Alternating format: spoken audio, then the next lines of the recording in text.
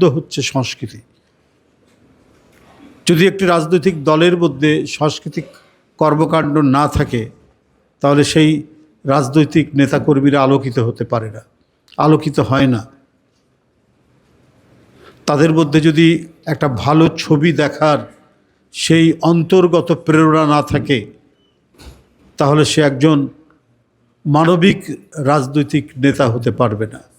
সে যদি কবিতা ভালো না বাসে, সে যদি একটা ভালো সঙ্গীত না শোনে, সে যদি একটা ভালো পেইন্টিং না দেখে, সে যে পেইন্টিং জানবে তা না, কিন্তু এটা যে একটা অসাধারণ পেইন্টিং, এটা যে একটা চমৎকার ভাস্কর্য, এটা বোঝার মন যদি না থাকে, তাহলে সে বরং একজন মস্তান হবে, কিন্তু ভালো রাজনীতিবিদ হয়ে উঠতে পারবে না।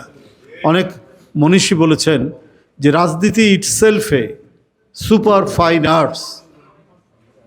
তো সুতরাং যারা রাজনীতি করবেন তাদের মধ্যে যদি এই বোধ না থাকে, সে কখনোই একজন সত্যিকার রাজনৈতিক নেতা হয়ে ওঠা খুব মুশকিল।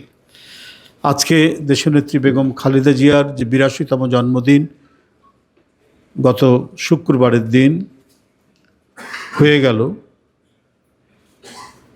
সেটি 15ই আগস্ট।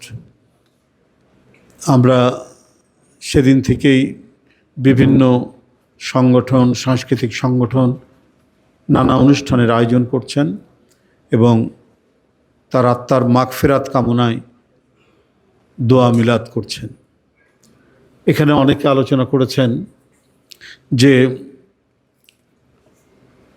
দেশনেত্রী মরহুমা বেগম খালেদা জিয়া, এটা তো একটা খুব অল্প কথায় তার জীবনকাল, তার শাসনকাল, তার বেড়ে ওঠা, তার নেতৃত্ব, তার সংগ্রাম, তার উপর নিপীড়ন নির্যাতন এক কথায় স্বল্প সময়ে সম্পূর্ণরূপে বলা সম্ভব নয়।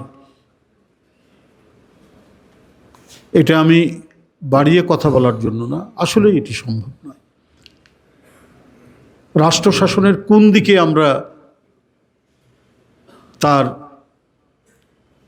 যে অর্জন কৃতিত্ব সেটি বর্ণনা করব।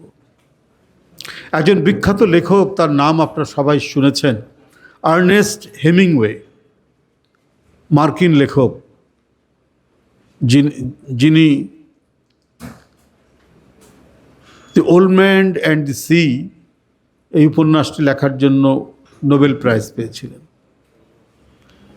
এই লেখক একটি সুন্দর কথা বলেছিলেন, মানুষ মৃত্যুবরণ করে কিন্তু পরাজিত হয় না।